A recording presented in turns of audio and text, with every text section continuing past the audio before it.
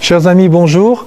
Aujourd'hui, je voudrais conclure ce grand XVIIIe siècle avec toutes ces figures que nous avons voulu contempler, qui nous ont aidé à rentrer un peu plus dans l'expansion du cœur de Jésus, à la fois de manière universelle avec Bernardo de Hoyos, et puis petitement dans la France, non seulement avec des grandes figures comme Anne-Madeleine Rémusat et lors de la visitation, la consécration à Marseille, mais aussi avec des figures de sainteté comme Louis-Marie Grignon de Montfort, Alphonse de Liguori, qui dans leur liturgie ont chanté le Seigneur, ont chanté son amour, et qui ont conduit finalement ainsi à faire connaître cet amour du cœur de Jésus. En 1765, le pape Clément XIII va voir que cette dévotion au Sacré-Cœur commence à se répandre, que de nombreux diocèses se consacrent au cœur de Jésus, non seulement se consacrent, mais célèbrent l'office du cœur de Jésus, et donc va autoriser plusieurs lieux à célébrer cet office et cette messe du Sacré-Cœur. Et un peu plus tard, en 1856, c'est le pape Pie IX qui va étendre la fête du Sacré-Cœur à l'Église universelle. Il va rédiger un acte de consécration au Sacré-Cœur et béatifier Marguerite Marie, ce sera en 1864.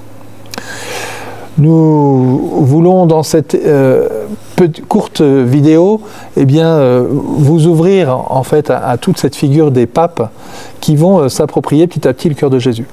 Nous sommes au cœur de la neuvaine au Sacré-Cœur et cette année, le Sanctuaire vous propose, un peu en complément avec ces vidéos que je vous propose, de voir comment les papes ont médité et enrichi en fait cette dévotion au Sacré-Cœur. Vous avez 9 figures, non seulement 8 figures de papes, plus le Concile Vatican II, pour nous aider à mieux approfondir ce message du Sacré-Cœur.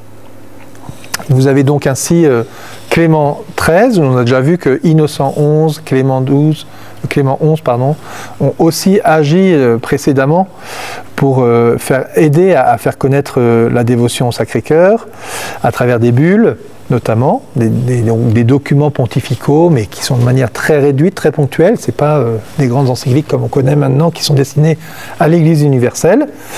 Mais maintenant, avec notamment Pie IX, cette grande acte de consécration, cette prière de consécration qu'il fait, avec cette institution de la fête du Sacré-Cœur, on arrive dans une dimension qui n'est plus seulement pour quelques communautés, pour quelques diocèses ou pour certains pays qui se sont attachés au Sacré-Cœur. C'est vraiment toute l'Église qui est invitée à reconnaître le cœur de Jésus, à célébrer le cœur de Jésus, à aimer le cœur de Jésus.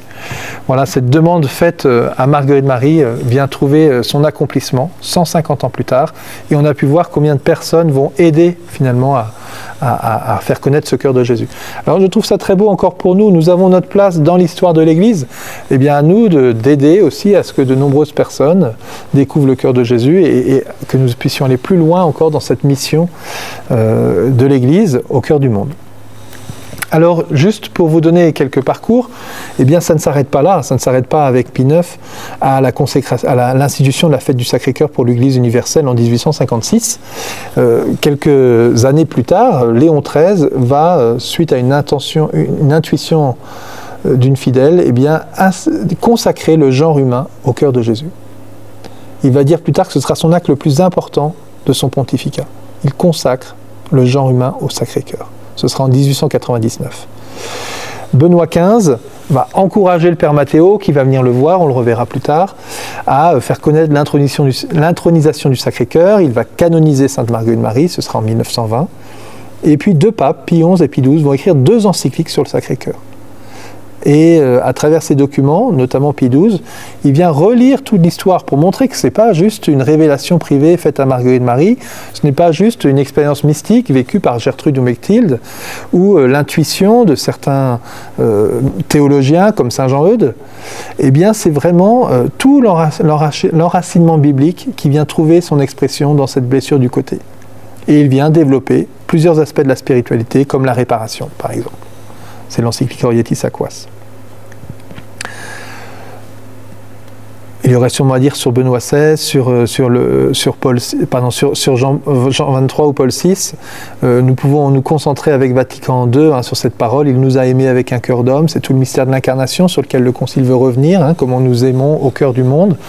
Voilà, comment les joies et les espoirs des hommes sont aussi les joies et les espoirs de tous les hommes, de chaque chrétien. Et le Christ qui a vécu aussi au cœur du monde, le Concile Vatican II nous invite à contempler ce cœur qui a travaillé avec des mains d'homme, qui a aimé avec un cœur d'homme, Jésus. Et nous avons par la suite, et peut-être plus proche de nous, Jean-Paul II et Benoît XVI. Jean-Paul II qui va venir à Paray-le-Monial, qui va méditer, faire des catéchèses sur les litanies du Sacré-Cœur, et qui va demander aussi à ce que cette fête du Sacré-Cœur soit le jour de la sanctification des prêtres. Benoît XVI, lui, pendant les JMJ à Madrid, va consacrer la jeunesse au cœur de Jésus. C'était en 2011. Et le pape François vient, digne successeur des jésuites, qui a reçu cet appel à faire connaître l'amour du cœur de Jésus, à y faire comprendre l'intelligence, et nous propose une année de la miséricorde. Vous voyez comment chaque pape a son chemin et nous aide à rentrer plus en plus dans les mystères de ce cœur de Jésus. Il y aurait bien d'autres choses à dire encore. Je vous laisse découvrir cette neuvaine, prier avec cette neuvaine et rendre grâce pour tous ces papes qui nous ont aidés qui ont accueilli aussi ce que l'Église portait dans ses membres, qui les ont mûris et qui, au moment opportun, ont pu en faire des actes solennels pour que toute l'Église puisse en bénéficier. Je voudrais terminer avec cette prière du pape Pie IX. Voilà, cette consécration, c'est encore une fois un vocabulaire un peu différent d'une autre, mais il y a une profondeur ici, je vous invite à l'écouter et à la prier. Prosterné à vos pieds, en présence de votre très sainte mère et de toute la cour céleste, je reconnais comme un acte de justice et de reconnaissance que je vous appartiens entièrement et uniquement à vous, Jésus-Christ, mon Rédempteur, source unique du bien de mon esprit et de mon corps. Et m'unissant aux intentions du souverain pontife, je me consacre, moi et tout ce qui m'appartient, à ce Sacré-Cœur, que seul je veux servir et aimer avec toute mon âme, avec tout mon cœur, avec toutes mes forces, faisant de votre volonté la mienne, et unissant tous mes désirs à vos désirs. En témoignage public de cette consécration que je fais de moi, je déclare solennellement à vous, ô mon Dieu, que je veux à l'avenir, en honneur de ce même Sacré-Cœur, observer, suivant les règles de la Sainte Église, les fêtes d'obligation et les faire observer de même par les personnes sur lesquelles j'ai influence et autorité. En réunissant ainsi tous ces saints désirs et toutes les saintes fins dans votre aimable cœur, tels que votre grâce me les inspire, j'ai la confiance de pouvoir donner à ce cœur lui-même une compensation aux trop nombreuses injures qu'il reçoit des fils ingrats des hommes, et de pouvoir trouver pour mon âme et pour l'âme de tous mes proches ma félicité et la leur dans cette vie et dans l'autre.